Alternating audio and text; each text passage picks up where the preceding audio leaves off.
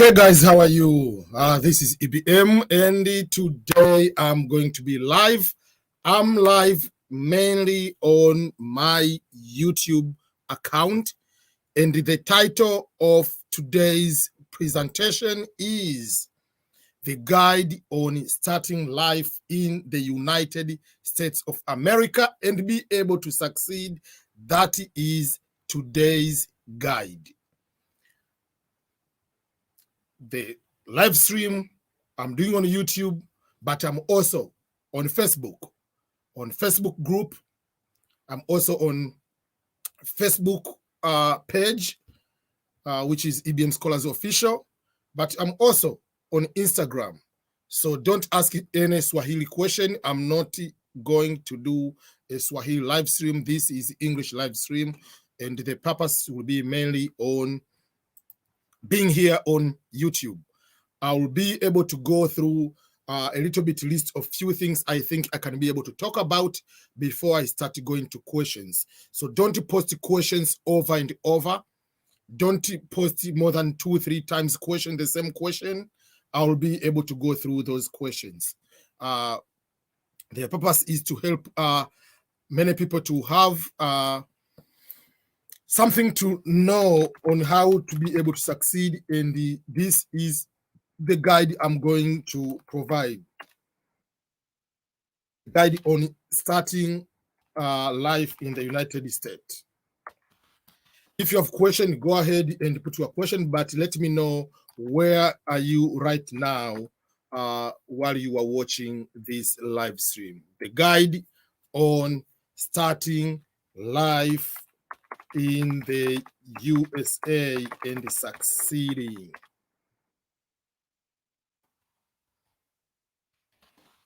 So there are so many things people should understand when we are talking about this type of guide.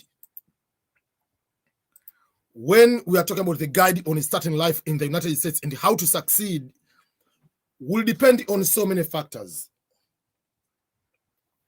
I'm going to break down some of this information for you. We can all be in the same place. So, as I've been mentioning, today's topic is the guide on starting life in the United States and how to succeed it.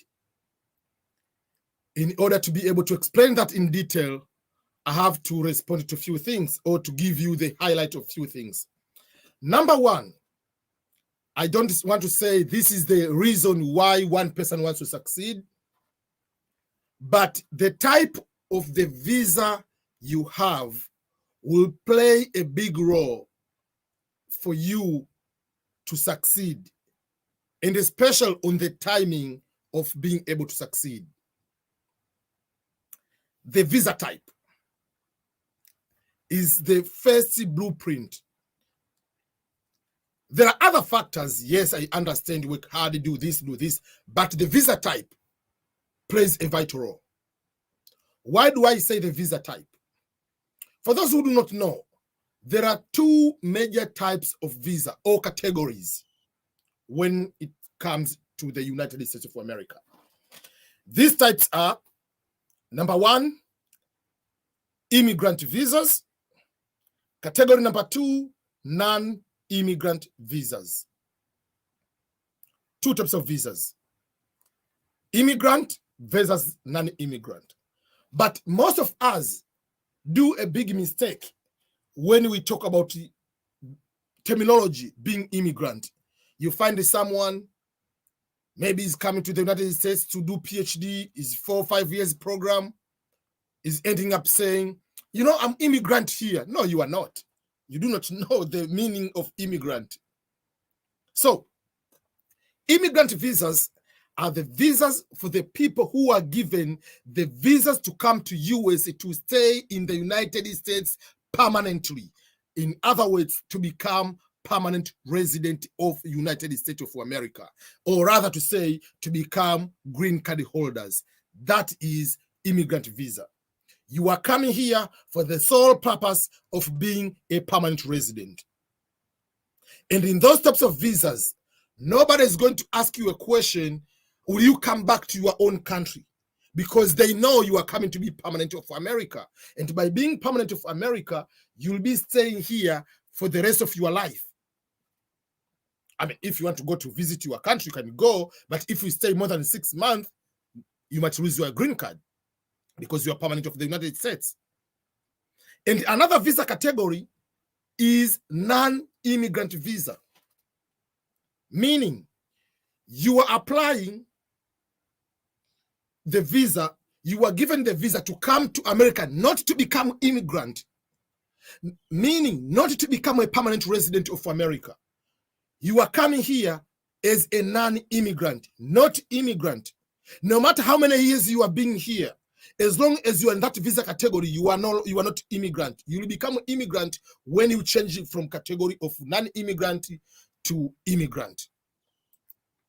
That is when you will change. But before then, you are non-immigrant. That means if you come here as a student, for instance, meaning you are coming here to be here for a specified period of time, whether you are coming for bachelor's degree for 4 years, and then you do 1 year of OPT, optional practical training, then you do master's 2 years, you do another practical training, that makes 8 years, then you do PhD 5 years, and then 1 year of practical, whatever it takes you, even 15 years. But if you are in F1, no matter even if you are 15 years here, you are not immigrant, because you are here for a specified period of time with expectation of going back to your home country. If you come as a tourist, B1, B2 visa, if you are coming here as exchange visitor visa, you are coming here with a skilled visa, H1 professional visa, if you are coming here as investor, whatever visa you are coming here for staying for a short period of time. For that case, you are non-immigrant. So I want to give that one, you see the distinction between the two, and how this distinction between non-immigrant visa and immigrant visa has something to do with the guide on starting the life in the United States and to be able to succeed. Because if you come here as immigrant visa, you come here by immigrant visa, whether you got a green card by work, whether you got a green card by family, that means you are married to an American citizen, or your father, your mother, or is American citizen is sponsoring you, or is a green card holder sponsoring you, and you come here from day one, or you come under fiancé visa. You come here from day one and you are coming here with a green card. It means you are not restricted to any job restrictions of where to work and how many hours to work. So if you were a plane, you are already on the takeoff stage. You are just taking it off. It's not like another person who is coming with other type of visas. So if you come as a immigrant visa, you are coming as a green card, whether you win lottery, whether you come with, you are sponsored by a family-based immigration, green card by family, or you are getting green card through work or through refugee asylum seeking, whatever you get that type of visa, you get green card through that way. So if you come from day one with that visa, that means from day one, you are already on the takeoff stage. From day one, you get Social Security. From day one, you are allowed to apply to job to any employer. You are allowed to work to how many hours? You have 24 hours in a day. You can work all 24 hours. Obviously, yes, you will not be in a position to get most of the federal government jobs. That is understandable. But majority of the opportunities will be in this type of you'll be no restrictions of how to work, where to get the jobs. But if you come as green card, you come here as a non-immigrant. You come as a non-immigrant, and from day one, you will be restricted of how many hours you're going to work. You will be restricted where to work, or not to work at all. For instance, if you come as a B1, B2, visitor, tourist, something like that, for business visa, tourism, that kind of visa, you are not allowed to work at all. If you come as a student, you'll be required only to work on campus 20 hours per week. And during the school when it's closed, yes, you're allowed to work as many hours as you want. If you come here under H1 visa, professional working visa, you'll be saying you are working full-time to this employer. And when we're working to this employer,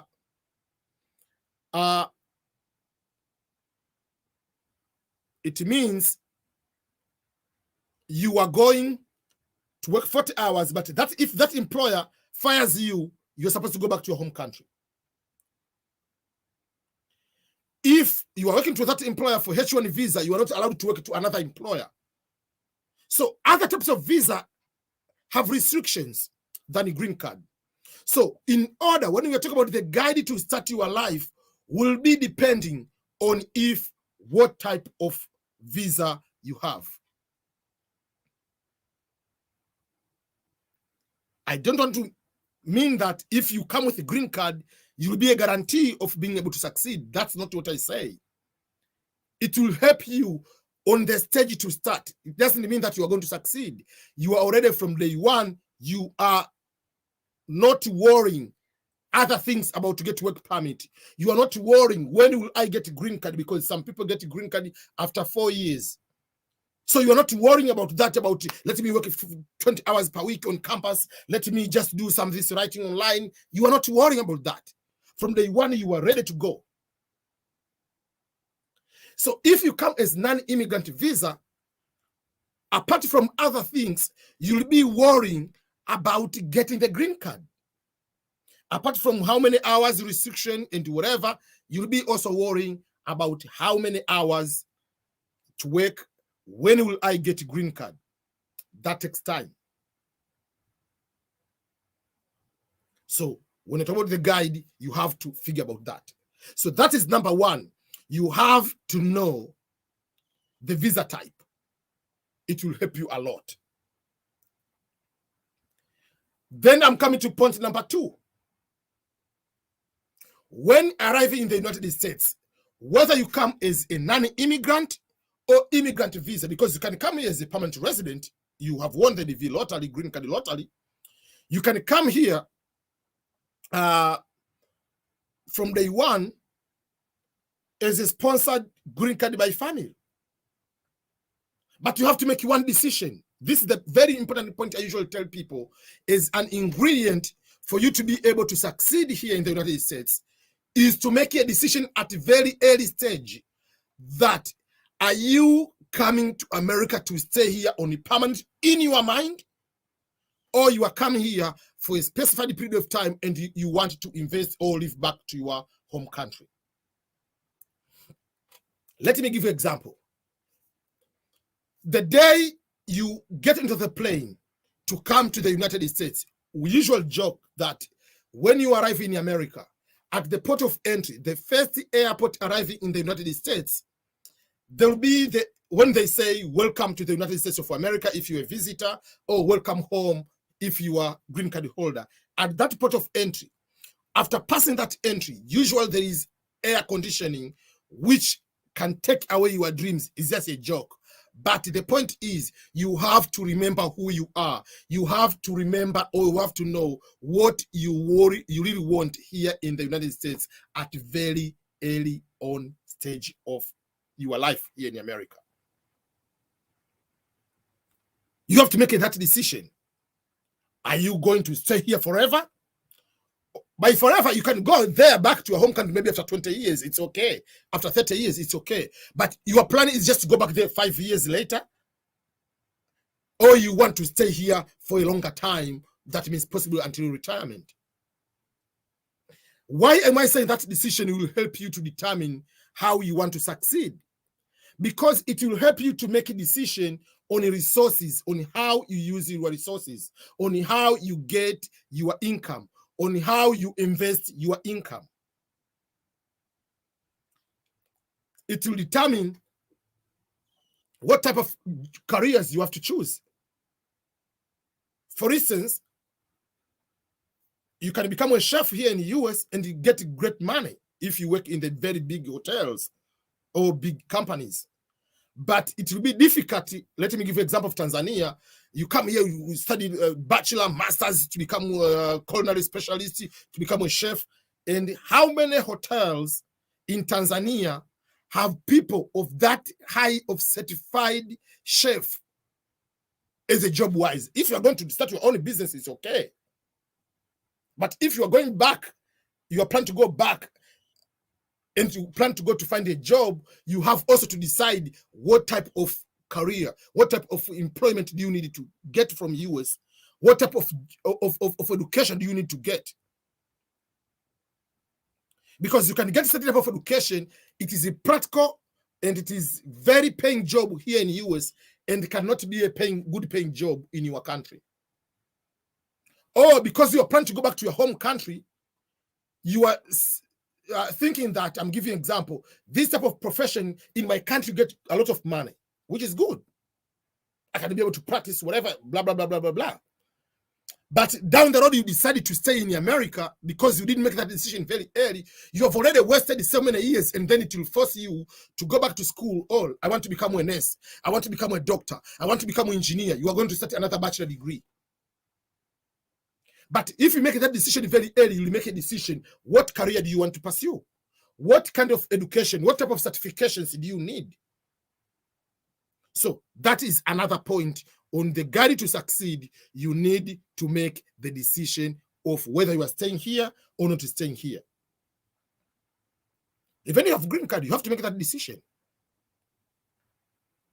Because if you get the money, are you going to buy a piece of land in your country and start building because you assume you'll be going back to your home country, or you are going to invest here and thinking that I'll be able to buy a home here, let me have a credit card, let me invest, let me do this, getting ready to stay here?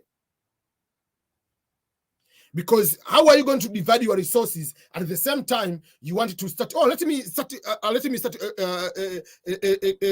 a cab, whatever, tax cab business or Uber in my country. Yes, it's okay, but how much do they give you per day? For instance, they give you, I don't know, let's say like in Tanzania, they give you, I don't know, 50,000 Tanzanian shillings, like $25. Why should I start buy a vehicle, buy a car, take to Tanzania to become an Uber while I live in America? Like each day you give me $25. I can go there and find a job for $25 per hour. Or like 2 hours, I can get $25. So you have to make this decision. Like if you're going there, yes, it's already to start investing and you think you are in Africa. But if you really want to stay here, don't waste your time to have a tax cab in your country and give you just like $10, $20 per day. Per day, $20? Go and just find a job on Amazon here and get $20 and don't waste your time there. But if you want to go there in very short time, it's okay. But if you want to stay here for a longer time, doesn't mean that you cannot invest. But after 10, 15 years, you have already established yourself here, you can start to think, let me invest also in the other country. But don't start at very, very early. Let me invest here and I want to invest here. You have not made a decision. Make a decision. That is the important point. Point number 2. For those who are asking questions, I'll go to your questions. I want to make sure that we go through these type of points, first of all, before I go to answer any question. Point number 3.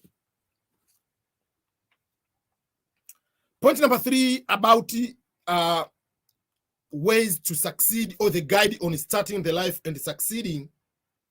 After making the decision whether I'm staying here for a longer time or I'm going back to my home country, it is the time to make a decision on careers. What type of education you need to have, what type of jobs you need to focus, or business-wise. For those who are asking questions, please stop. Nza on Facebook, for instance, on Instagram, you're asking, I didn't know I filled the form. My sister, she has a child. If you didn't put a child, it's game over. If you win, don't put that child. If you put the child, it's over. Don't say I didn't know by whatever mistake. There is a question. That question, you must answer the question. The question says number of children. If you leave empty, you cannot go to the second page. So purposely you put 0. Don't say I forgot or I did whatever. if you you are going you are going to put the name of your child, or you have a child, you didn't put the child, it's over. If you win, you go to bring that child, you are going to be denied. So simple like that. So don't say I forgot. There is no forgot, because you cannot go to fill the form, the DV lottery form, and don't put the number of children. You will put the children, but putting 0 is not a forgot. You decided on a purpose to put 0. And the instructions clearly say you must put the children. Failure to put the correct number of children, or to put incorrect children, or lying, is over. That's why when I'm saying the starting life, the guide on starting life in the United States and how to succeed, one of the way is honesty. If you fill the DV lottery and because you didn't have the photo, because don't say, I didn't know, I forgot. Did you have the photo of the child? Every single day here, we are talking about people, you must have the photo of the children in advance. Because if you have the photo of the children, when you go, you say you have a child, it will give you to apply. So if you come here, let's say you say, I'm not coming with my child, is staying in my own country, that is one of the distractions of not being able to succeed. Because you will be separated from your child for 5 years possible. You are here, you have to send the money there, you have to be a parenting from online. That's why you have to make this decision very seriously. Are you coming to stay here? And what ways? I'm coming through green card lottery. If you're playing green card lottery, you have to include your children. If you can't, in the end, you end up playing, so I don't have a child. Number one, if you win, you again say you don't have a child, to lie, and you come alone, and you take 5 years, not just 5 years, 5 years after, I mean, you have to go to a lawyer after becoming a lawyer, you have to become a US citizen, and you have to pay 10,000 and something to ask a lawyer to help you to bring your child. You cannot put your sibling, your sister, your brother as your child. No. You have to put your child, because if you win, this is not a caravan route to bring your brother and sister in your application. Child is your biological child. Child is a person who you have legally adopted. Child is a stepchild. Out of that, don't feel any person that if I win, I come with that child. No, it's not your child. If they do DNA and you are not the father or the mother, you'll be in trouble. So, in order to succeed, you have to know, you have to make a decision. You have to plan. The guide to settle the life is to avoid unnecessary distractions. So when we are going to the career, we are going to talk about the career you are going to choose. And this is not just starting the guide starting in America, even in Europe. You have to figure out, okay, I'm in this country. Am I staying here for the rest of my life? Or I'm going back to my country?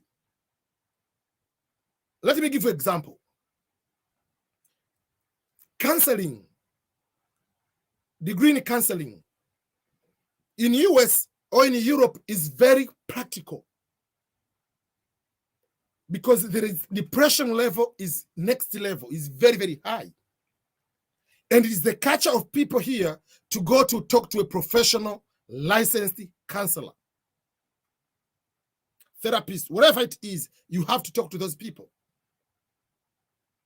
It's normal. If you want to stay here and that is your business, you can either get employed or you can start your own practice. But let's say you are from Africa.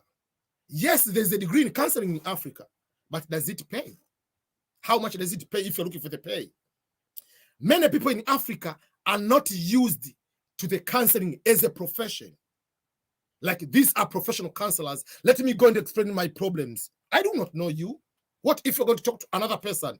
And the law of these countries in Africa, there are no good laws on protection of the privacy or the laws guiding counseling as a profession.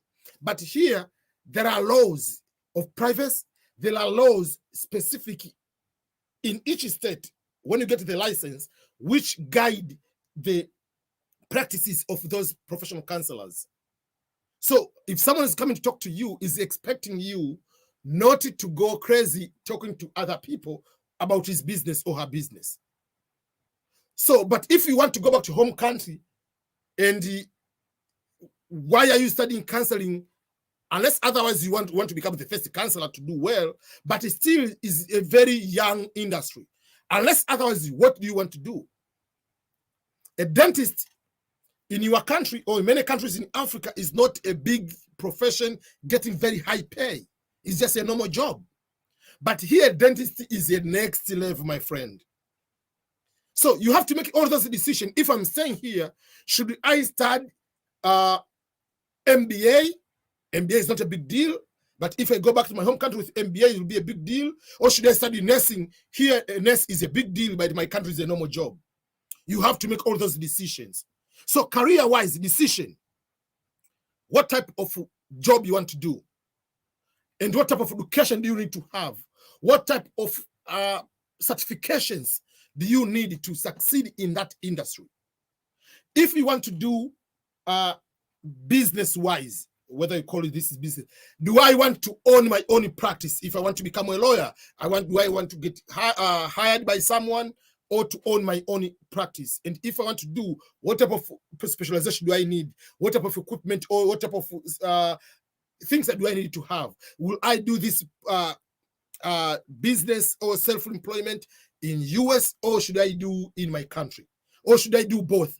Work at the same time and start my own business. I can start not just like business like restaurants or like this big.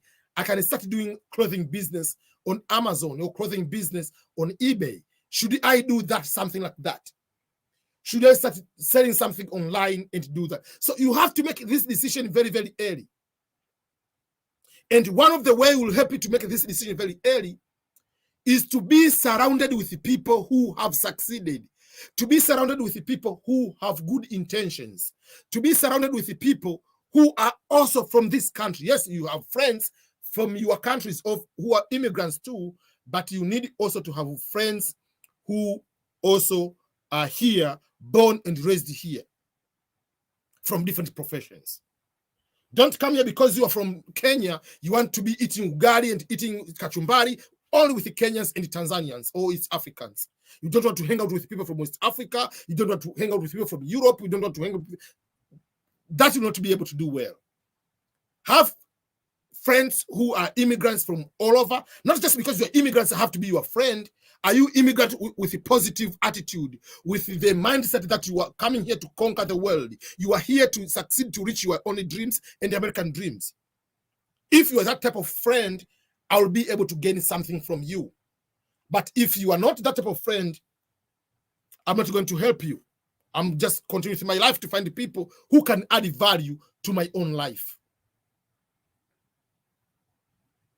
That is another way to find different ways on careers, jobs, business.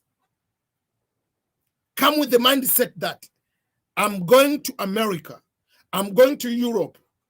My life will be better than my life. Don't come here and ending up washing dishes for the rest of your life. It's okay to wash dishes. It's okay to work on minimum dollar job. But what is your end game in the next 10 years?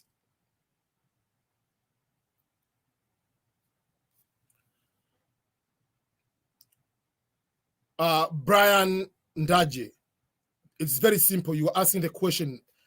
Don't do things you're asking. I have a problem. People are discouraging me from applying with a temporary passport.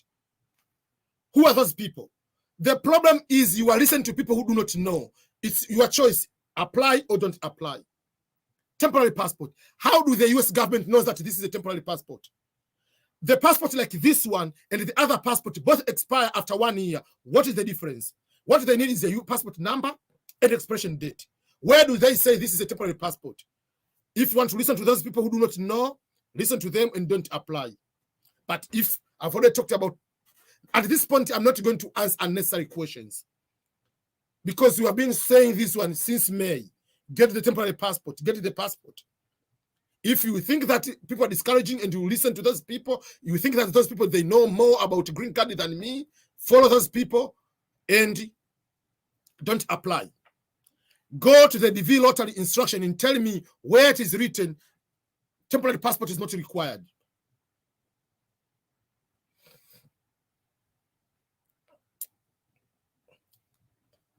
Okay, let me go to the final part before I start getting the questions.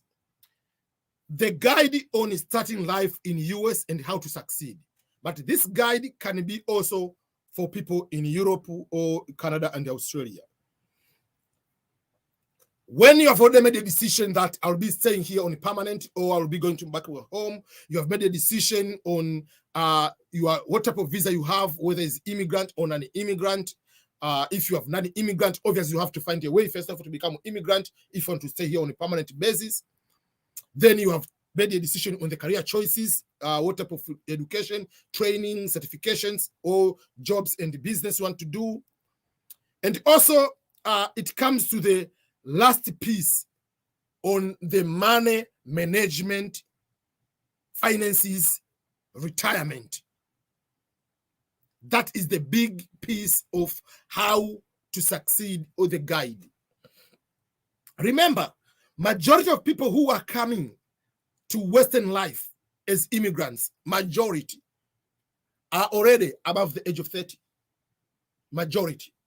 When I came to the US, I was the age of 26, almost going to 27.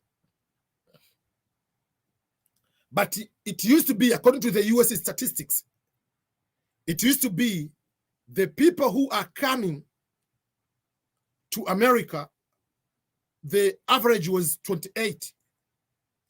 But now is 35, the average age. So the age of immigrants, people are going to Canada, for instance, because of the express entry process, people already have bachelor degree or have masters, have a couple years of experience. So the immigrants is going up. The level of immigrants, the age is going up. So when you are coming here, let's say you are 28, you are 30, 35, 40. If you are coming at that age, remember there are so many things you already forgotten, or you are out of touch, or you have to start from zero here. So you have to go in very high speed, but speed with caution, especially on the finances, on money, retirement plans.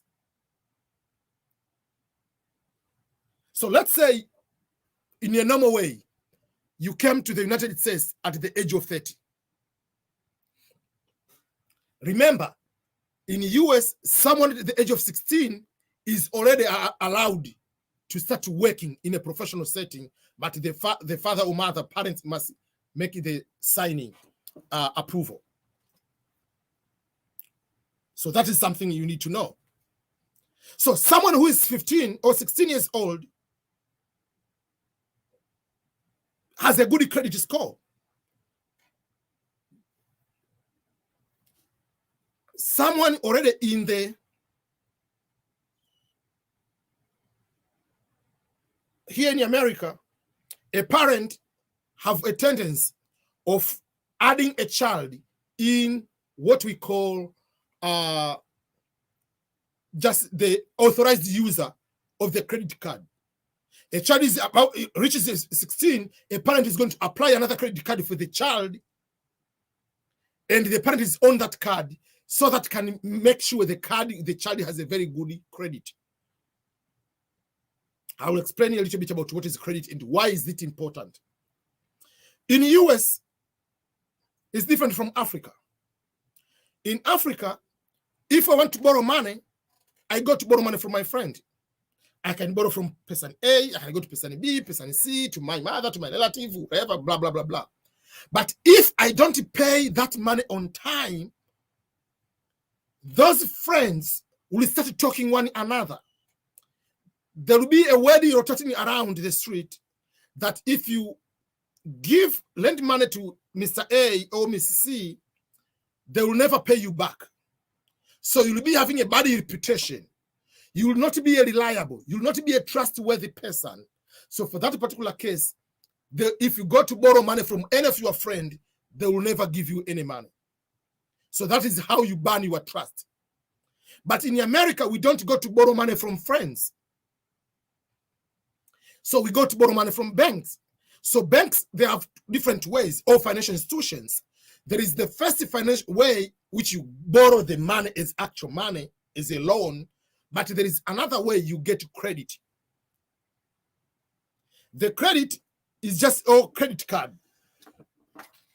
So it's just like most of the people, like the bank you have the card like this one. These cards are just bank card. Over there, they are debit cards. That means you put the money in your bank is inside here. But credit card is the bank is giving you the money, which is not your money, just like a loan, but in the card, preloaded, the card has money. So that money, you have a limit. The maximum, they will tell you, maybe you can use 500 or you can use 5,000, we call the credit limit. That credit limit don't go over the limit, obviously. So, and they'll tell you, you have maybe 5,000 in this card. If you are using this card, whether you use all of the money at one day or use it slowly, we want you the repayment plan. Maybe you'll be having 10% annual interest rate. But what you want is each month on the monthly payment, if you have used our card, the monthly payment will be maybe $20 or $50 or $30, depending on what they decided on your credit card. So people, because you came here, that number, there are certain things they are looking at that number on the credit card to determine the score. One, do you pay back what you agreed on time? That's number one. If you don't pay on time, the friends are telling one another, there is a number the bank is going to report. This person didn't pay on time. There is a credit bureau. So if you go to borrow to another bank, they will tell you, oh, this person doesn't pay back. Number two, they are looking, how do you use the money? You have to know how to use the money. The behavior we have in our countries, when you get to the salary, you finish all the salary on the first 10 days, it will not help you here. Because if you have a credit card, you have 5,000 and you use all the 5,000, that means they know you are risky. Don't ever use, if you have a credit card, more than a half of what you have, more than 50%. Don't reach 50% of the total amount. Because if you use more, they know you are not trustworthy. You are risky to use the money. So use less. So some people, they have credit card for the purpose of building credit score. So because you are late in America, you are 30 years old, your credit is zero. You have the worst credit in history of America. So you cannot be reliable. So you have to build the credit. So to build the credit, get a credit card, use maybe 10% or 15%, but pay on time and pay more than what you were supposed to pay. If your monthly pay is $25, pay $26, pay $30, add even $2 on that, because the computer will determine that you are paying above the minimum requirement. You have to find a way to beat the system very, very early. So you have to know how to use the credit very, very early, because you're already late. Because in the end, if you have chosen to stay here for a longer time, or even for the rest of your life, you have to buy a car at one point. Not this just used car of $1,000, $2,000, $3,000 car. You are talking about you have a family here. You have to buy a brand new car of $50,000, $70,000 on loan. How are you going to get the auto loan car, $20,000, brand new car, $30,000? You have to get a loan. To get a loan, they're going to look on your credit. So if you mess up your credit score, it will be practically difficult to get a very good car. And even if you get it, the rates will be so high. You cannot buy a house, because in order to buy a house, they are looking on the credit score. They're not looking whether you're black or white or Asian. They don't care about that. They're looking about the number, the score. If you supposed to pay the bill for the phone, the bills for the water, for the trash, for the internet, for your phone, the rent you are paying, you don't pay on time, they are going to report. They keep reporting. So your credit is going to be bad. So don't ever, while you are here, the biggest part of the money management it's okay to have, loan, to have whatever. Even if you're failing to pay, call the bank and talk to them on the payment plan. Don't say, oh, they're not going to do anything to me. Because the more you destroy, because you don't have your body credit already since you came here, because you are not in the system, and you are going to build, don't destroy that credit. Because to build it takes years. So you have to know the credit score so that you can be able to get a good car, vehicle down the road. To get a very good job, they are going to do a background check. And the background check also involve credit score check. Also, how are you going to buy a house down the road? How? You can't. Because in order to buy a house down the road, apart from you have the money,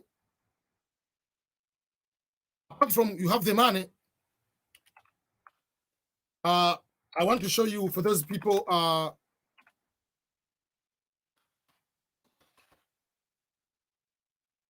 want to show you one of the house here. So that you can be able to talk about. For those who are following me right now on the anything with the screen, will be able to see I'm showing the pictures of different homes. The first home, this one,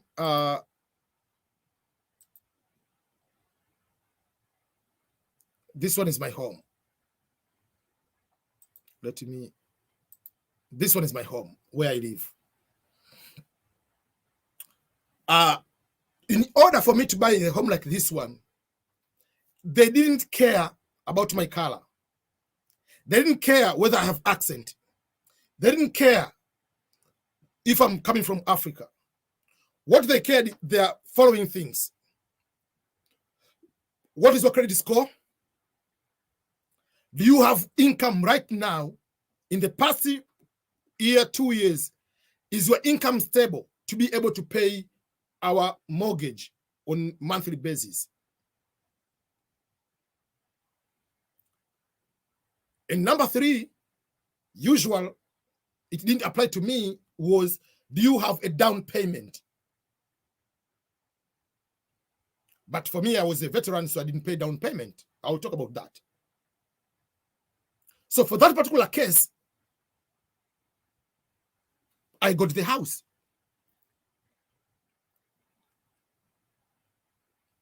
You have to find different ways. As I've been saying, you can be able to look at what are the things are required.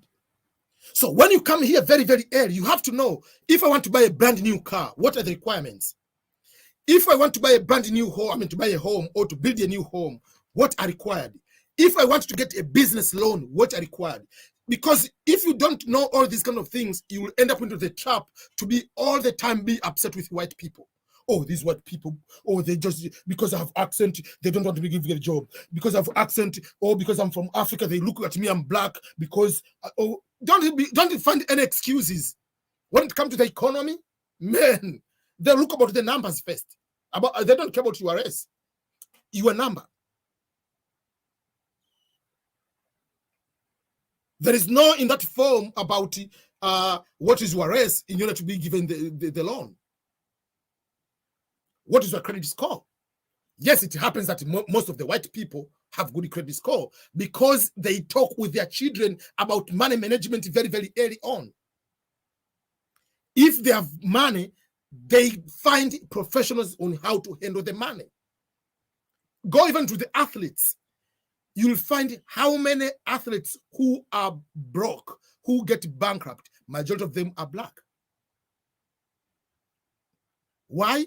Because most of us Africans or black, we pretend we know everything. And especially the money, because you hold this $2, $10, $50, whatever, while you're growing up, you think that you know how to use money. So while you are here, you have to be knowledgeable. Even if it's not, you can just read online. You can, if you want, you can go to talk to friends who are in the money business, not just because he's a friend.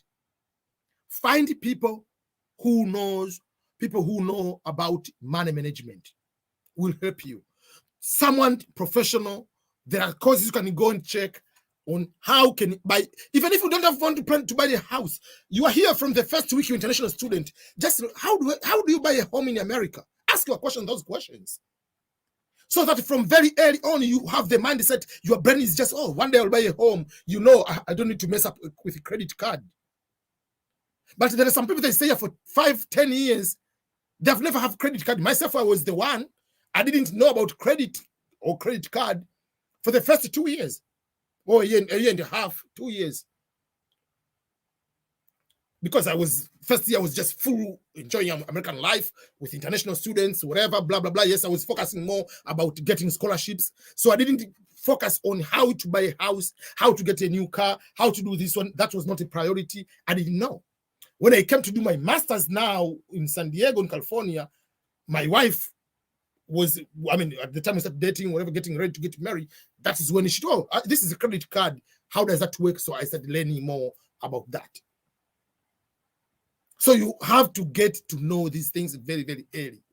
Even if you're not planning to buy a house, know about how to buy a house, how to get a brand new car, how to start a business in America. Just know them.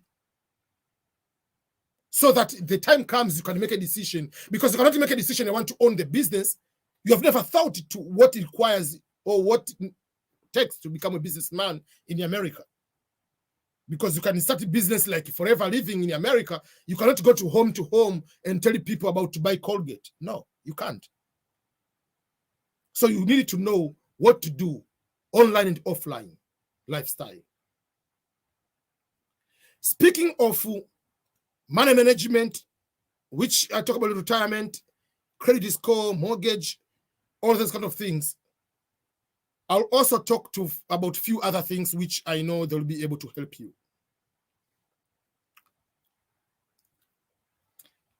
Up to that moment, I believe people have gotten the understanding. These are the few things you need to pay attention to. I don't know whether there are few, almost an hour I've been talking, but these are the few things you need to pay attention as ingredient to be able to succeed. Obviously, there are things you have to avoid. You have to avoid any type of crime. You have to yourself to avoid things like drink and drive, do any type of drug, or just starting women abusing children, beating them like you are back in your home country in Tanzania. No, don't do that. Those are the things will be able to cost you so bad. So, and also there are a few other things, they are not, but they are important to know about the cost of living in America. Because you might come with the mindset, man, I'm going to Chicago. Yes, you are going to Chicago, opera's in Chicago, but the life is very expensive. I'm going to LA. You are in LA, you are just enjoying. Okay. Welcome to California, the greatest state on the planet. But are you able to go to the beach? Because you can be in San Diego, the beach is there, but because of the expensive, how the life expensive is, you might not go to the beach. You might be having 2 jobs or 3 jobs. I counted how many times I went to the beach, but I lived in San Diego. The beach is there. At one time, I lived like, if you go with a car or a bus, whatever, it was just like less than 5 minutes. You're at the beach. But do you go all the time? No, because there is the real life. So America is America, my friend. Whether you live in New York, whether you live in Missouri, you are experiencing the same standards of life, which will be more or less the same. But it will be stressful in America. I want to show you another thing for the people who are online here so that they can understand what I mean.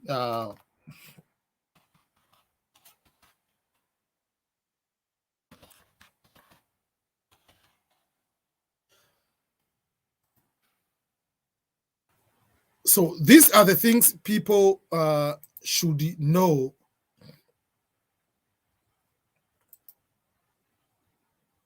Okay. It is very, very important for you to make sure that you know these things.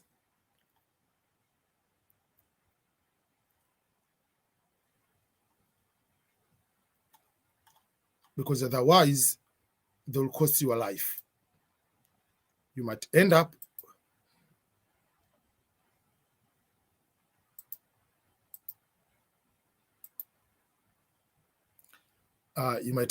and not be in a position to succeed. So on my screen here, there is this home, these three homes. These three homes, which for those who are following me on the screen of YouTube and Facebook, this is in California. This is my in-laws' house. I lived here for quite some time. And this is our neighbor. All these homes here, the price of this home is over $600,000 in California. That is a very normal house. Very normal. $600,000. And you see another neighbor is just close by. Another neighbor is just another wall with another wall, just the neighbor is here. But this is $600,000 house. This is where I live in Missouri. This house is $160,000. What about? It was $159,000. You see the difference. The house you can buy in Missouri or Ohio or Texas will be more affordable, bigger, nice compared to the house in California, the house in New York, the house in Hawaii, the house in DC, Maryland, Virginia. So don't just come here. I want to succeed, but I have to be in New York so that you can feel that I'm in New York. You might be there and live in a tiny house, just like in a ghetto, just because you want to prove that you live in New York.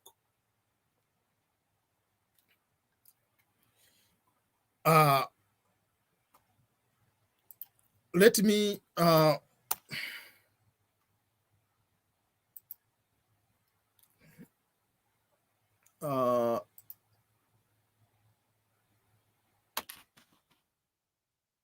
.com.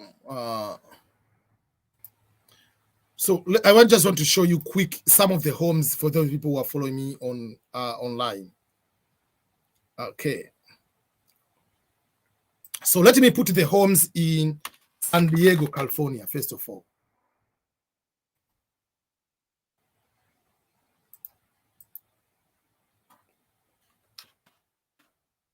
Let me put another home here.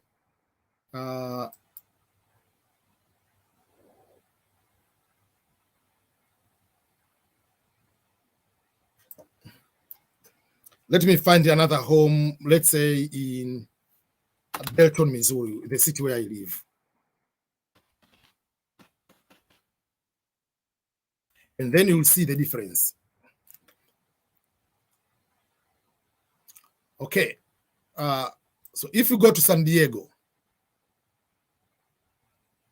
this is the home. Let's go. This home is on the market for $1,300,000.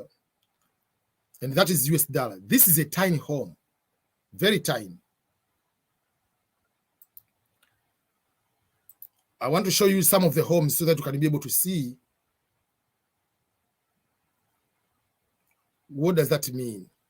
This home is big home, yes, but see, it is just $2 million home. But if you come here and let's say put a price of minimum 1 million home, I want to give you the let me put the 1 million home as a minimum. You'll see just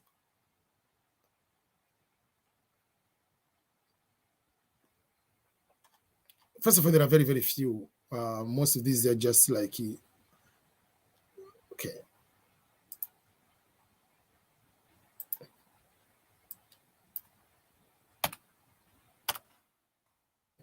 It's no minimum. Okay.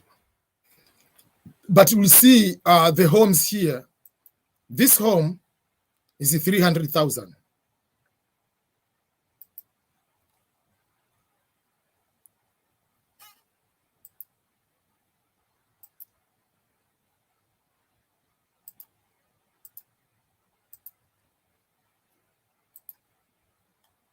Is 300,000 home. But this home is 2 million. So it depends again, where do you go to get the home? This home, for me, I would prefer to have this home, which is almost 800,000, versus this home, which is 2 million. Because this one, you have a space and it's a very nice home. So in the end, don't just rush to go just to get I want to live in. So for instance, like this one is 189,000. But you cannot have the home like this one in California for this amount. If you go to San Diego,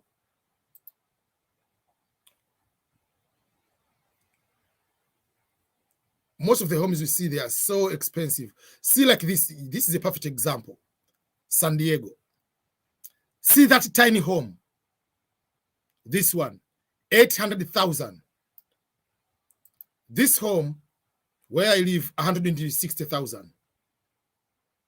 This home is 180,000. So this one is like, but people buy this one because they don't want to live in California. That is the problem.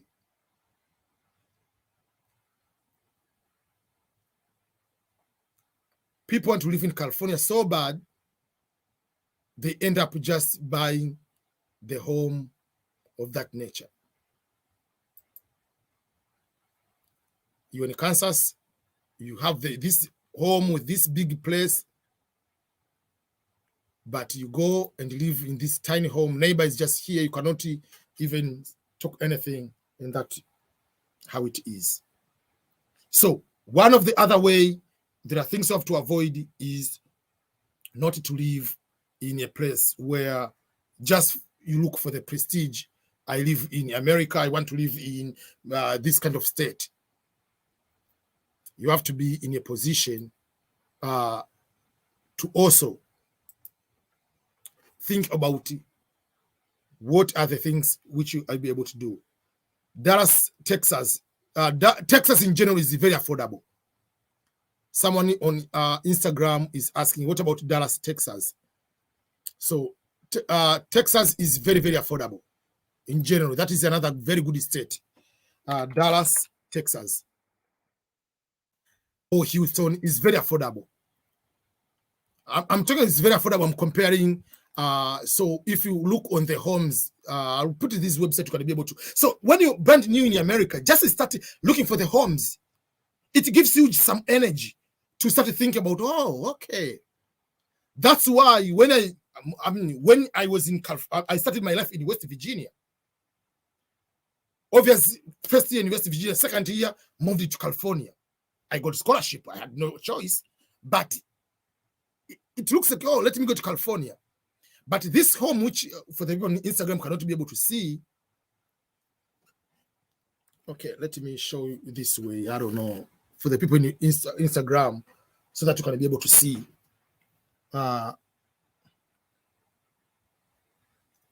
Okay, you'll be able to see. I don't know.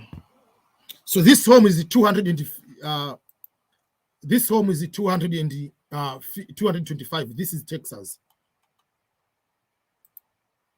So Texas is also very, very affordable. This home is 340 almost.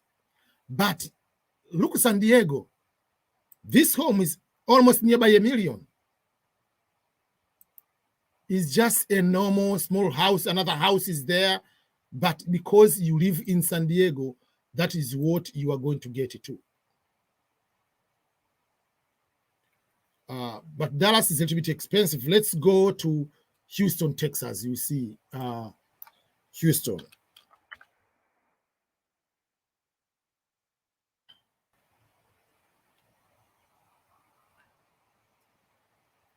You see Houston. See the house of 385. How big it is. So why can't I go to live in Texas? I go to live in San Diego. You see San Diego, the same home, this home, 800,000. And see the square feet is just a tiny home, almost 2,000 square feet. This one, 3,000 square feet. So you have a bigger space. You see? The neighborhood is very, very good, but San Diego is not that good neighborhood. So those are the things you need to consider when you want to come to America. It's not about you are going to live, I want to live in LA. You'll be living just like you are in the ghetto in Kariako, instead of living the real life of America and enjoying the American dream like that way. See?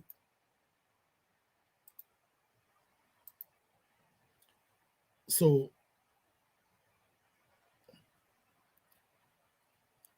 the things you need to consider, all those are the things you need to consider. This 250 homes, see how nice it is. So you need to make sure that you don't just come in America and just live randomly, because I live in this kind of city.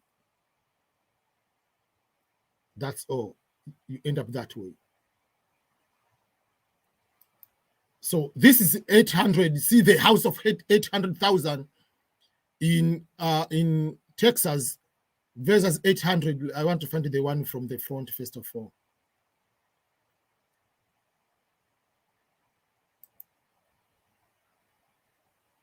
So one of these, I think these are 3 in 1. I think. Let me find another one which will be able to be around the same price.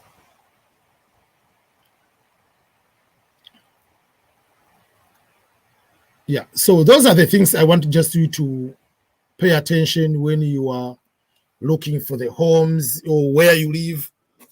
So don't come just to these countries, just be obsessed with the place. I live in this state, live this state, yeah.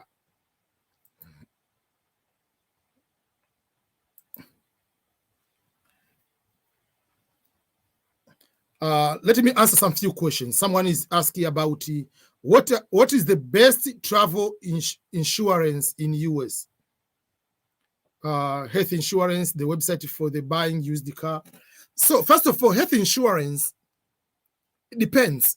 If you are working, automatically by default, the company you are working with has a company they're insuring with. The company health insurance. So the employer pays a certain amount and you pay a small amount. So don't worry about what insurance. Usual is not about what travel, what health insurance, but what coverage. People are talking about the coverage. So even if when you go to it's not about the name of the company here. It's what do they cover? Do they cover 1, 2, 3, 4, or they don't cover these kind of things? What are the premium? So each company is different, but most of the companies, they are almost around the same price. But the difference is what do they cover? Do they cover if you have this type of accident? Do they cover if you have pre-existing condition? Do they cover this type of whatever? So that is more about coverage. Here is not about the name of the company. Travel insurance, I've never purchased one, so I cannot recommend which website. Margaret Wambui says, is his first time to be here. Welcome to the EBM Scholars. Stella, you were asking about Rochester. Are you talking about Rochester, New York, or Rochester where? New York, in New York. Steve Bill, you are welcoming Maggie. Yeah. What about laborer in construction, factory, farming? There are no more jobs. You get no more amount. It's not like you are going to get construction. If you're an engineer, yes, you get a lot. But yeah. Okay. Good morning, EBM. Thank you so much. It is 8:27 here. Grant connected the practical demonstration to prove following Kinley, just in case, find myself there. Good comparisons. Yes. I came in America. My first year, I lived in West Virginia. Then from there, 2000 and 2008, 2009. From 2009 to 2016, I've been in California. But while I was in California, yes, I was a student, then I was in the military or whatever, but I had to look for ways to get out of California, to get a good job, to get out of California, because I will never buy a house in California. I will never be able to afford. So 2016 in September, I moved to Kansas. Kansas and Missouri, usually I say Kansas and Missouri, they're just 2 states on the border. So I moved in Kansas side. So 2016, so I lived 1 year here, and just I bought the house in end of 2017. So that is something you need to consider when you go to the lower states. And some people, they want to know, but what about jobs? There are jobs everywhere, so don't worry.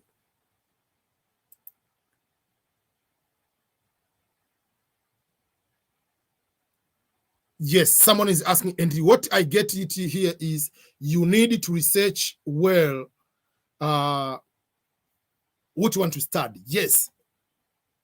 And especially when you are paying your money.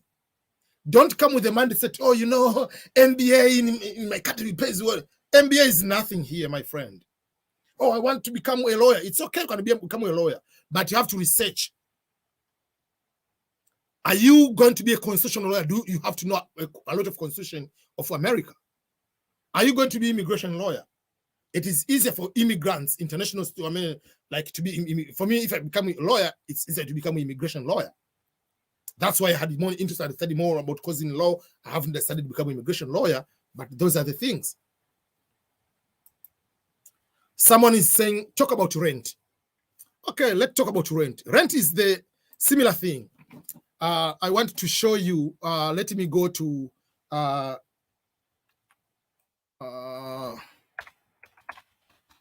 rent. Even here, let me go to find some of these one. I want to find rental prices. And let's find the rental prices in California versus rental prices in California versus Missouri, for instance, or Houston. We'll see the difference. So that is Houston. No, I put it both Houston. No, let me put San Diego, California. Rent in San Diego, California versus rent in. So let's start with a simple 1 bedroom minimum.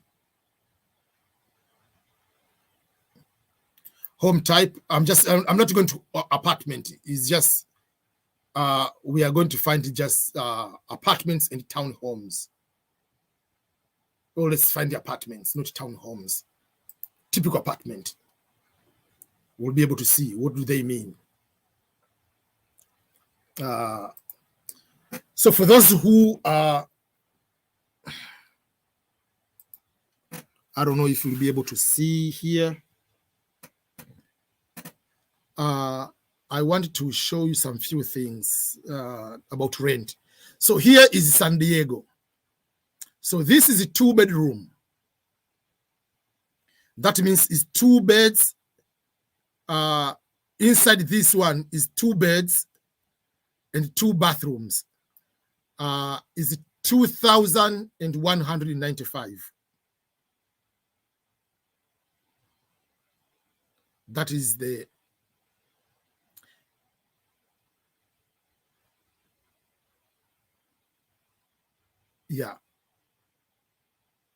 so it's just the apartment complex, kind of that.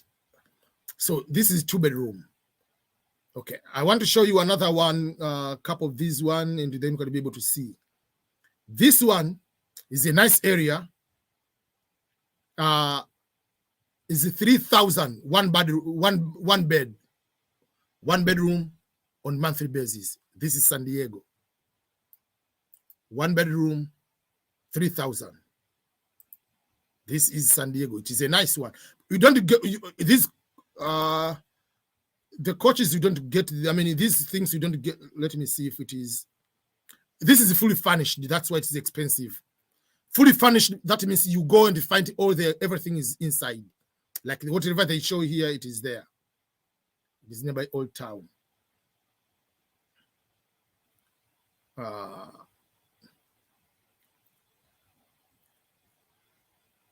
Let me show you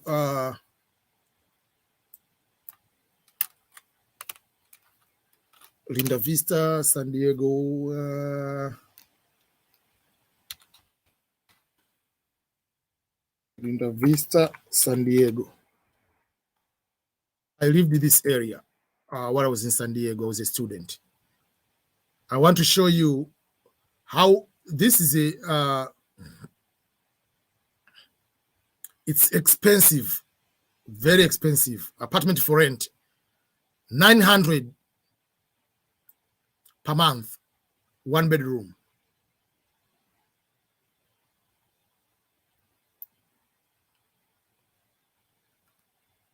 One bedroom, 900. So it's very, very expensive. I know this place. See how expensive it is. 2,500, 2 bedroom, and 600, almost 700.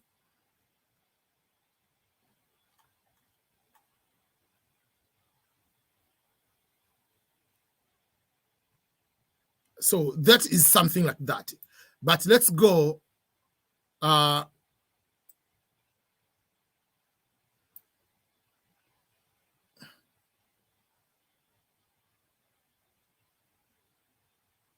Let's go to Overland Park City. I'm giving an example, sorry. So wherever you go to this, wherever you go, you will see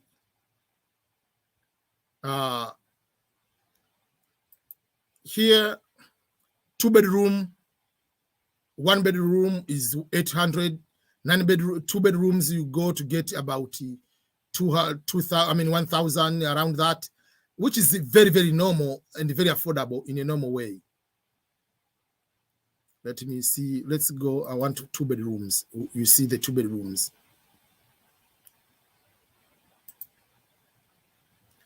So, for instance, 2 bedrooms is 1,000, but you never have 2 bedroom in California with a swimming pool, like a nice area like this one, for that amount. You cannot have the nice area like this one in California. That will be 3,000 for 2 bedroom.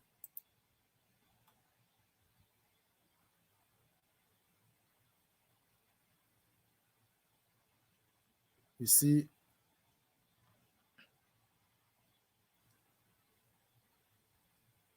this is a 3 bedroom, just 1,700. 3 bedroom in this area.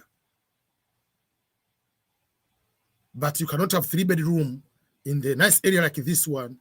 That will be like 4,000 or 5,000 in California or New York. Inside here in this apartment complex, you find. So this is the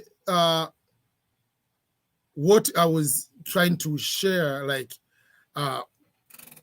you have to consider cost of living, involve rent, involve everything like that.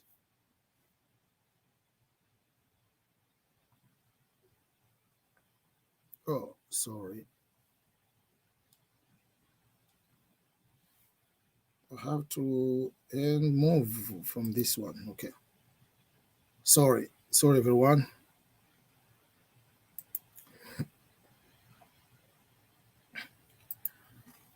What do I mean by the term good credit? So credit, there is a number. Credit score ranges. So there is a number. When you pay your bills on time, you are given good number. That means you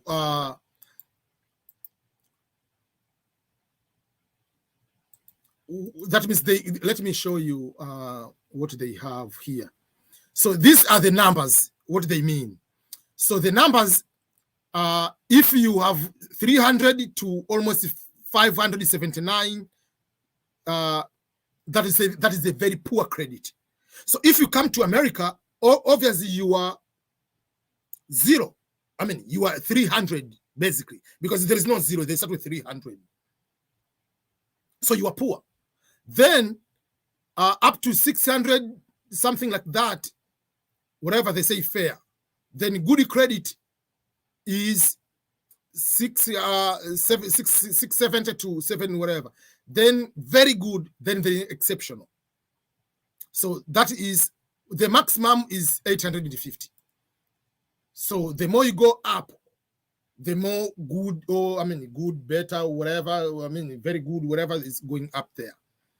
And all those one, they are depending on the payment history, how you use your credit, the length, how long, how many years have been using that one, types of account you are using, do you pay on time?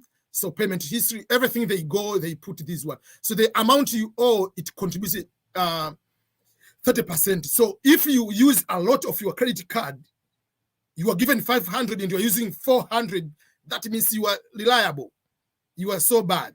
But if you are given 500 and you use 100, that means you are good into using the credit.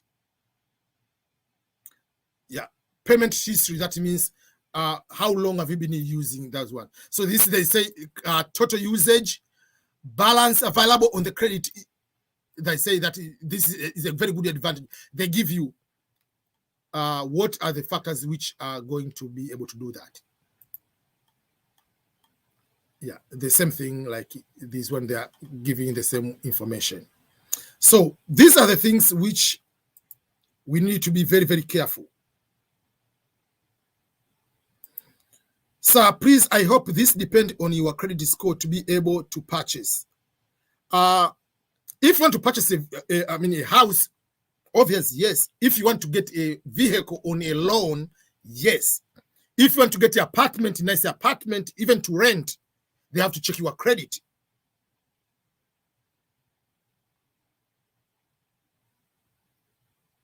And not all the time. Yes, there's some. Steve, you were just James had a question. The question is, if you don't have a family there, is there any way you can get accommodations apart from hotels, like someone who you can pay to accommodate you? Yes. So there are different ways. Not all the time you have to rent the full apartment. So there are certain things is called let me show you, room share rental. So you can go and be like someone renting a room and you ask them to put your bed in the same room. Most it's not a common to have two adults in the same room, but you can rent. Someone can, for instance, especially if you go to Craigslist, I'm giving an example. So you find someone is looking for room share, right? Someone to share. I'm giving example. So this person is sharing, for instance, whatever apartment, whatever. So you can find a place to rent, like, yeah. So, or like you kind of that. Yeah.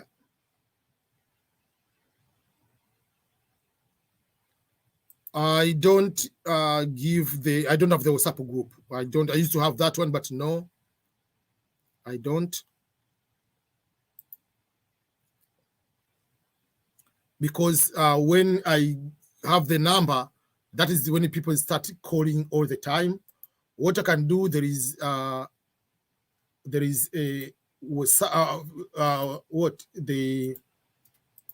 I'm going to put here the link for Telegram group is there, and I'm going to give you the link for the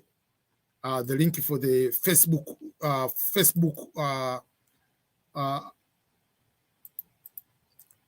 Facebook page. Go and follow the Facebook page. I've been getting to be active on that page nowadays. So that will be able to, yeah.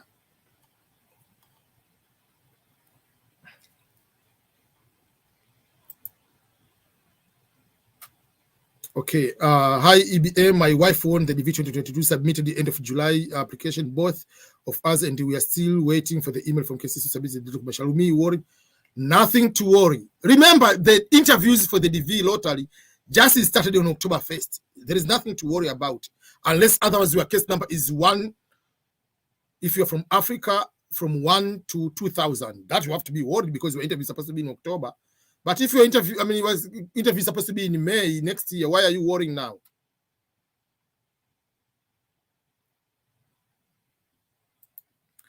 Hi, EBM. Assuming I immediately sit for ASBABU a month into landing in the US, is it possible to register for a degree course while serving in the military? And will the military pay for it? Yes, US military will pay for your degree. Yes. But if you do the degree while you are studying, you are doing degree while you are serving in the military, you do on your own time. You are not going, oh, today I'm going to the school, I'm not going to work. No. But if you finish it, so some people, most of the people, they do online in the military. So they do that. If you are doing studies while you are in the military. But if you get out, still they'll pay for you. Advantages of finishing while you are doing your degree, while you are studying. Doing while you are in the military and studying, you finish it, then you go to the job market right away. But you lose certain type of money. They will not give extra money for housing because already the military is paying for housing. But if you study after finishing finishing your military, they will pay also extra money for where you'll be able to stay.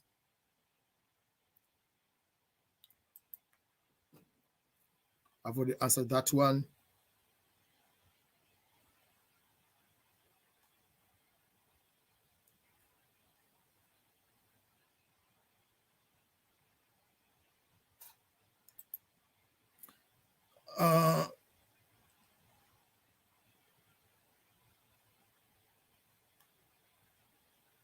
Okay. Yes. WhatsApp has a limitation of people. I created a WhatsApp group last year, and the 256, whatever maximum, I had 10 WhatsApp groups and all filled within few hours. And having the WhatsApp groups, so you end up answering the same question in all 10 groups. So that's why you have Telegram group. Telegram group can have up to 200,000. So, and secondly, I don't need to show my number. But in WhatsApp, everybody will have your number. In Telegram, people cannot see your number unless others you allow your number to be seen. So in WhatsApp, people were calling me every single minute. Someone, oh, I have this problem, let me call EBM. No, it is night where I am, and my job is not this one. This I do for out of passion and my free time. But out of this one, I have full-time job where I work. Out of this one, I have other things to do. For instance, right now, I'm writing books. Next week, I have to release a book about, let me show you. Next week, I have to release a book about the green card. So let me show you a few things. I've already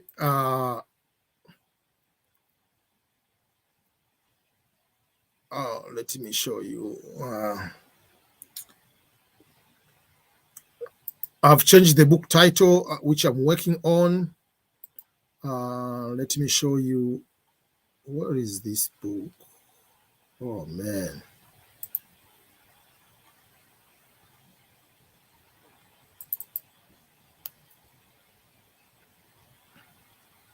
So I changed the book cover to this one. This is the book cover I'm working on. The Green Card Lottery Ultimate Guide before applying and after winning. But it is very tough I see this is just a very plain cover. So I'm paying someone to create a new book cover. I wanted the crazy, not just the basic like that way. So I'm paying another account. I'm paying, so this is the book cover. This is one of the book cover I have, but I see I can modify this cover to make it more complex. So when you go to this, is called Fiverr. Fiverr, this one is Fiverr is a company where you can find different people to do your books or do whatever you want. So I wrote to this lady. She's a very good making book cover. So these two people, I'm communicating with them. These two people. So this is the communication I have. So she said I have, and it's just normal $25 per cover. So she told me to choose the picture. So I had to find this picture which I want.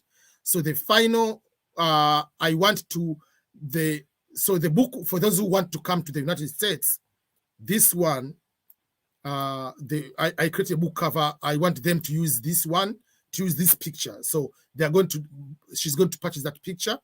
And the Green Card Lottery book cover, I want to change and want to use this book cover. I used this one before. I want to use this one. So I'm waiting for the book cover so that I can finalize my book. So, okay.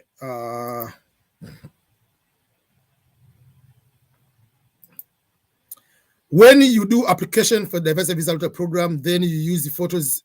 So after you go to win the V Lottery, to apply for DS260 is the second step. Will you use the same photo or previous application? First of all, on the DS260, there is no place to add the photo. No. DS260 doesn't allow you to upload the photo, the visa photo. You'll go with the visa photo printed. You are not using the same photo used to apply. You'll go to take a more professional photo for the visa.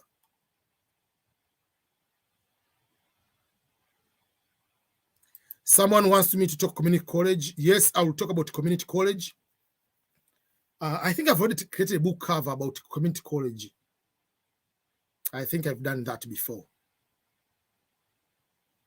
But I'll talk about community college because it's very, very important for people who want to do community college visas, that one. Careers which pay for the immigrants are more, not just for immigrants, for anyone. If you work in medical field, nurse, doctors, dentists, whatever, those pay a lot. If you do in engineering, technology, IT, those pay a lot. So those are the areas which pay more than most of this one. Atlanta, Georgia is very, very affordable. It's a very good place.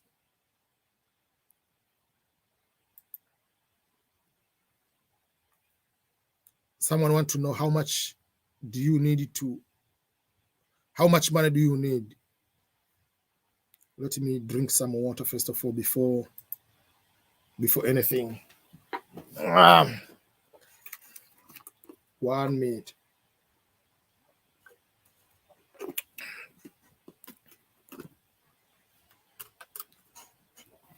That is a very good question. 1 sec.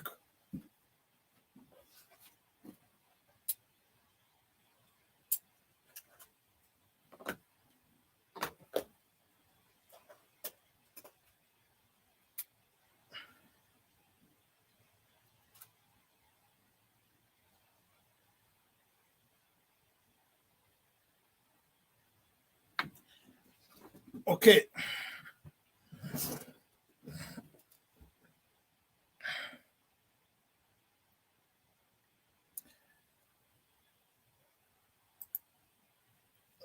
The question wants how much money, what amount of money do you need to have to start living in America for the first time as green card lottery winner? If you win the DV lottery, how much money do you need to have? So do I have calculator here? Let me see. Okay, so there are a couple of things we needed to focus on that. We can do the mathematics, the numbers, as if we are talking about someone who is single. And then you will see, if you have the family, how much likely you need to have. Because the calculation will differ from person to person, the number of children someone has, all those. So let's say you are single. The first amount of money, we are assuming, obviously, you applied, you have passport.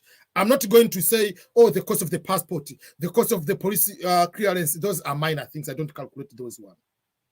I'm talking about you are the winner and the real cost. The first cost is the medical. The medical is about 400 to 450. So let's go for the higher number. Let's go to 450, just in case. That is the cost of the medical, 450. Then, but if you are married, your spouse will need to have 450, so times 2. A child will be a half of that, at least 200. So medical, let's go for the maximum, about 450. Then you add a visa fee, 330. Plus 330. The visa fee doesn't matter whether you are 1 day old, whether you are 100 years old.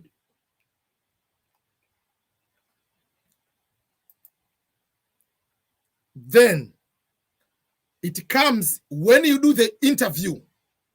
That's when you pay the visa fee. When they say that you have been given the visa, the green card visa, they will give you a piece of paper and they will encourage you to pay before, but you can pay even after arriving in the United States. This is the problem. Someone was calling me. When someone has your number, they call wherever they think that they can call you. So there is what is called the green card fee. The actual card you have to pay for that. It is 220. So you come to add 220. That is for each person. Even if it will be 1 day old child, it will be that way.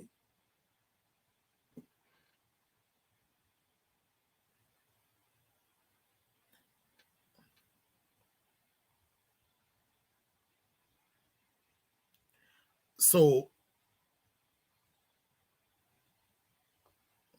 that is another fee you need to pay.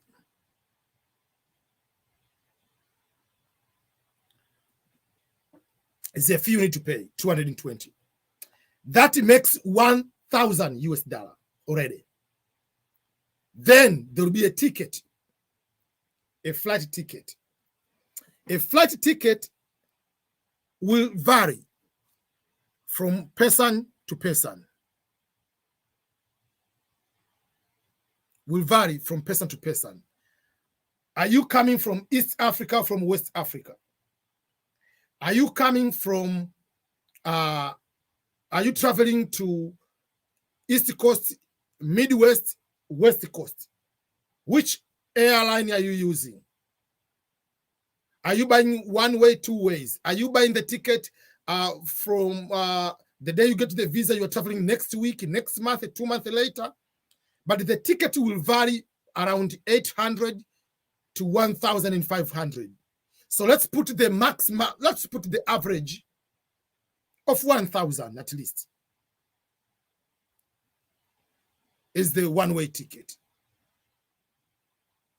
Plus 1,000. That makes 2,000. Plus $1,000 ticket. That makes 2,000. Then,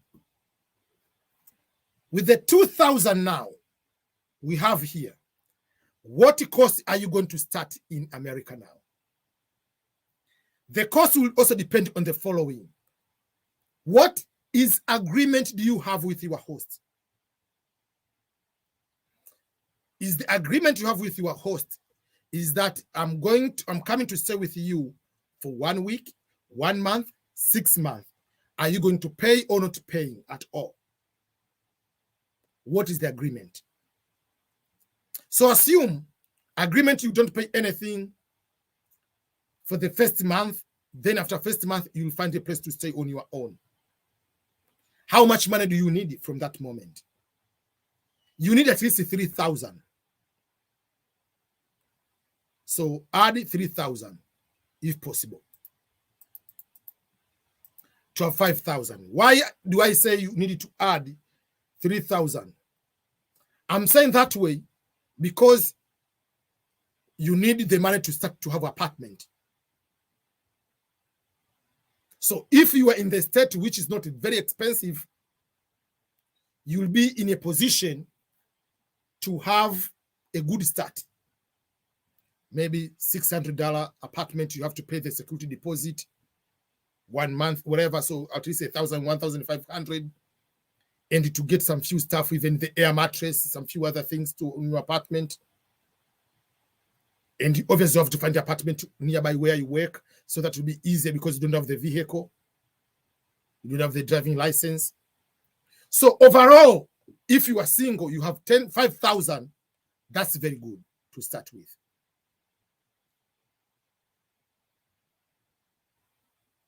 That is something very good.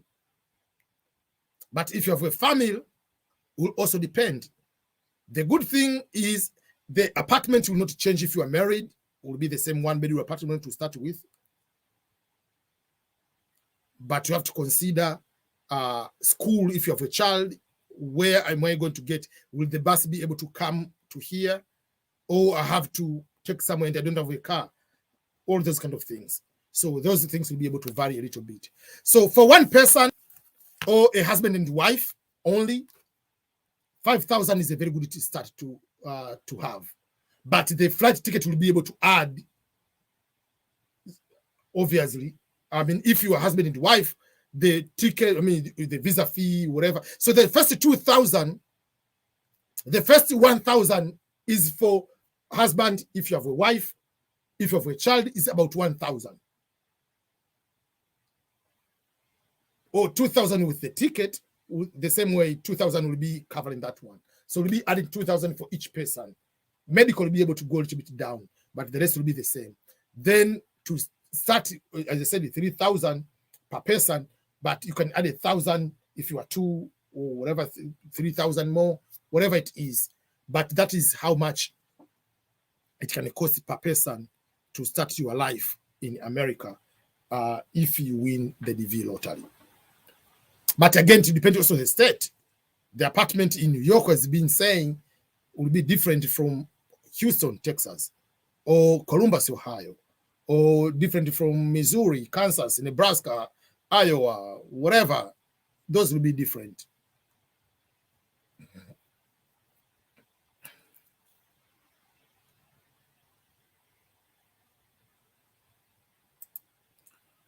EBM, you never mentioned Virginia. What is the cost of living in Virginia comparatively? Virginia, Northern Virginia is expensive. Southern Virginia is a little bit affordable. When we say DMV, is we include that way, Virginia. Forklifting is a normal job, but you have to get certified to be a forklift. You have to do certification for that. You get about $20 per hour. Detroit is not that expensive. Michigan is not expensive in general.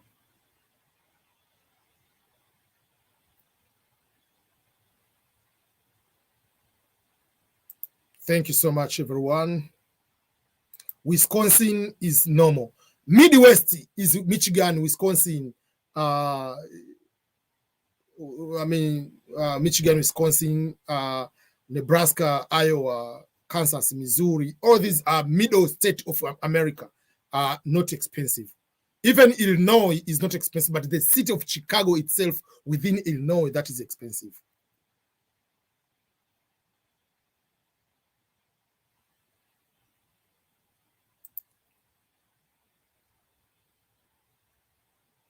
Karibu sana. We have been here for almost 2 hours, an hour and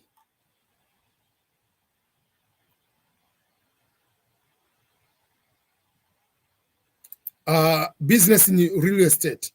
Do you say you want real estate to work as agent to find people the homes, or real estate as a business to buy a house and sell a house? Because those are two things different. To buy a house and sell a house is different from you working in the real estate that you became as a realtor. To become as a realtor is just a job, but it's more like there is a certain pace. You get paid when you sell a house. That is different from business of real estate that is selling a house. To buy and sell it. You buy on your buy becomes yours and you sell it.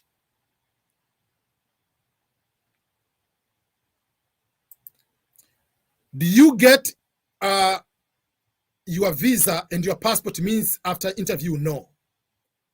You wait to come back. They'll tell you at least a week. If it's if it's a green card visa, it takes a week to 2 weeks. They'll tell you to go and pick it later. What are the questions on the interview? It depends on the interview. If it's green card visa, if you are the visa winner, is different from the tourist visa. Green card visa, the questions are: prove to them you are the winner. Number one, you show the passport, you are the winner. If you are married, you are married, show the evidence is there. Prove the education and work experience. If you prove those one, they'll ask where are you going, what do you want to do in America. That's all. But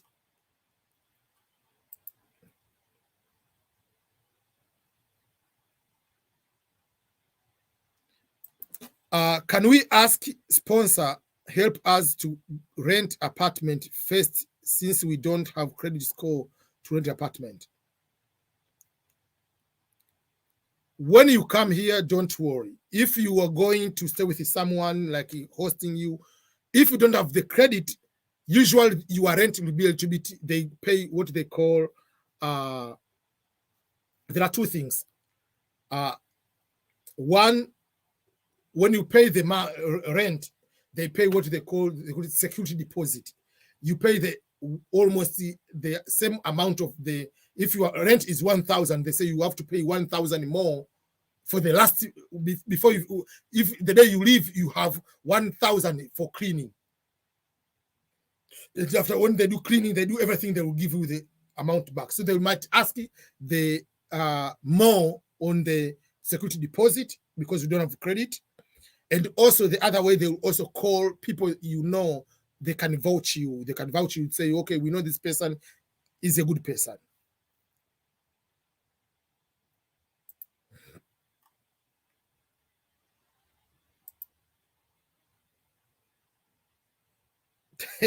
Yeah. I mean, you go in California and there is a beach, but you cannot go to the beach because you are busy working. Okay, so the kids are almost awake now. So I have to finish now. So, which means when we go to green card, newly moved to USA, can't rent apartment directly due to what we get. You can rent direct even day one, but the process of renting will be different. You have to pay higher. There are certain prices they will not give you because they do not know if you are a good person or bad person. You don't have, when they do the security check, credit check, you don't have the system. You don't have the social security number. So that's why at least when you arrive to someone and then you can rent, but there are places they will not rent you. There are places they will rent you. The person they rent you, they will ask you sometimes extra, more on the credit, security deposit.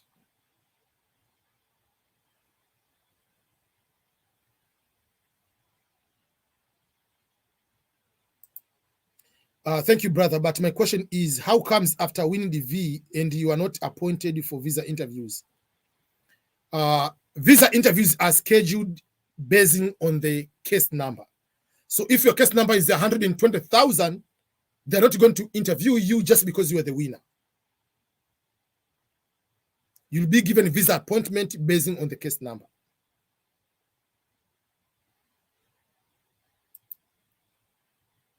Even in the EU, there is that credit score thing, but it's a little bit lenient. Yeah, in the US is very complicated. US is so complicated. There, yeah. So if you put her as a child of my parents, it doesn't be accounted as a primary entrance. I don't understand that question. You put the child as your child as long as you are child. If it's not, don't put as your child.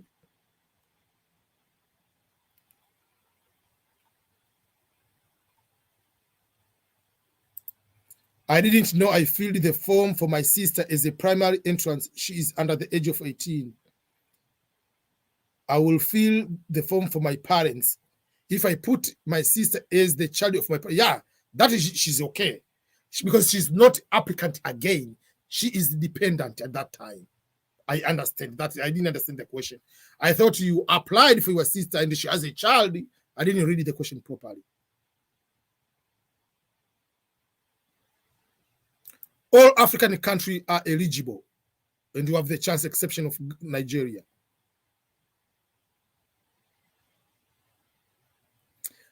I have to end my live stream now. I have to go and start cleaning and doing everything. My father-in-law is coming next week, and my mother-in-law, they are coming to visit us. The last time they were here when? They were here when 2019. Yeah, they were here 2019. Then 2020, they didn't come because of the COVID, or they came here 2018. Yeah, so like 2 years, whatever, we haven't seen them. I mean, obviously on the phone. So they are coming on Friday. So I'll do a couple live stream with him here. Yeah, so I have to clean the house, obviously.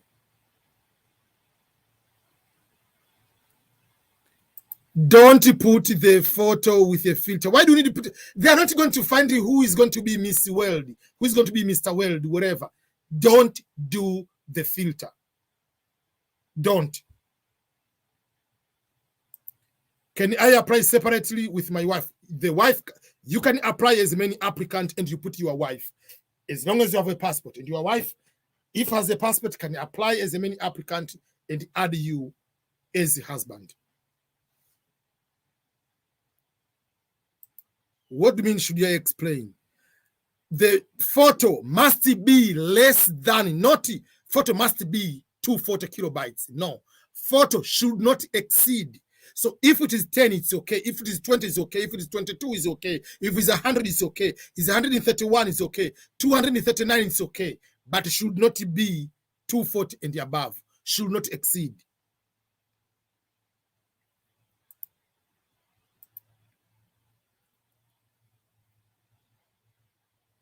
Yes, use the same photo if you want. If you want to take another one, it's up to you. Thank you so much.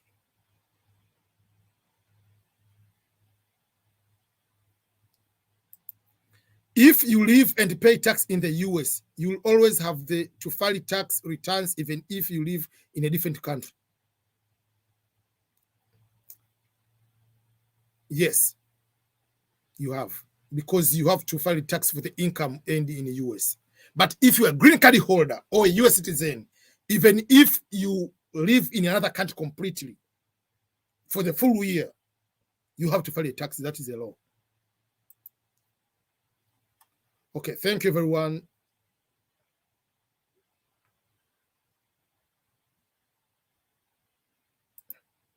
Don't save your photo as a PDF. No, it's JPEG.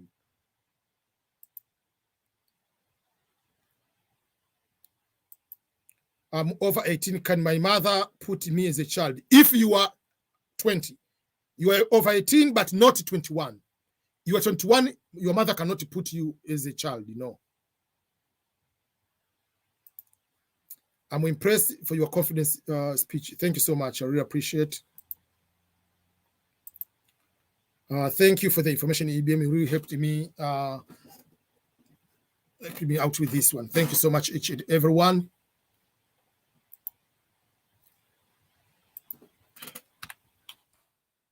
Okay, so I'm not taking any other question. I wanted to ask some few people, anyone who is here and hasn't subscribed to my YouTube channel. I don't know what you are waiting for. If you are here, you haven't subscribed, please do so right now. Right now, make sure that you go to subscribe.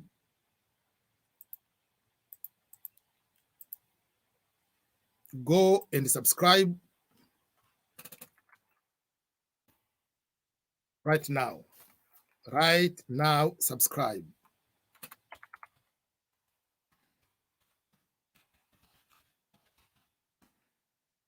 Go and subscribe right now. EBM Scholars.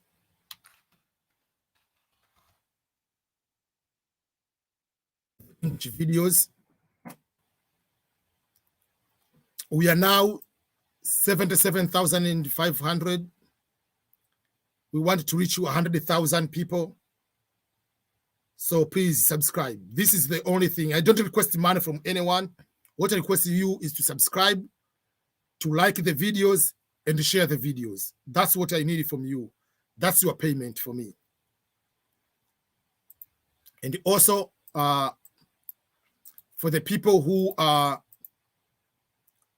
can speak Swahili, there is EBM Swahili.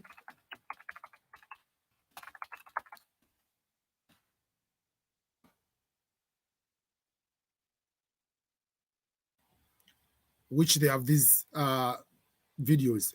So for instance, if you speak Swahili, you want to know more about the green card lottery, you see the same program, for instance, about training. This program, for instance, I did the English, I did the Swahili. For instance, this program, sales traineeship, is in English. For those who speak Swahili, I have the same one in Swahili.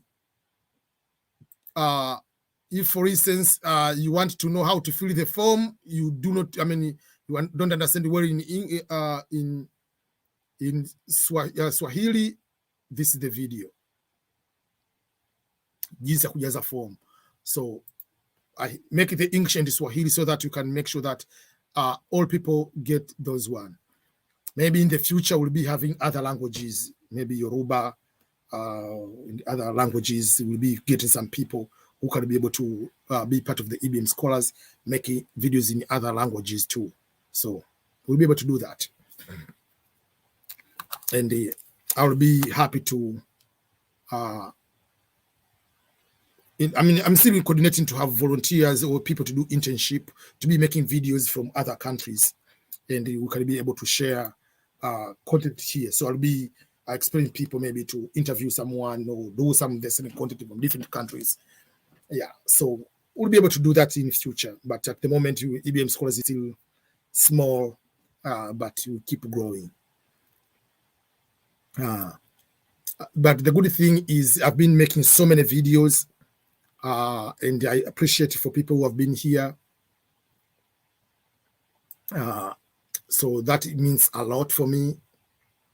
For instance, in the month of, I want to show you one quick thing, which is something, because I've been making so many videos this month of October. September, I didn't make a lot because I was traveling and I was in Tanzania. I had problems with the internet.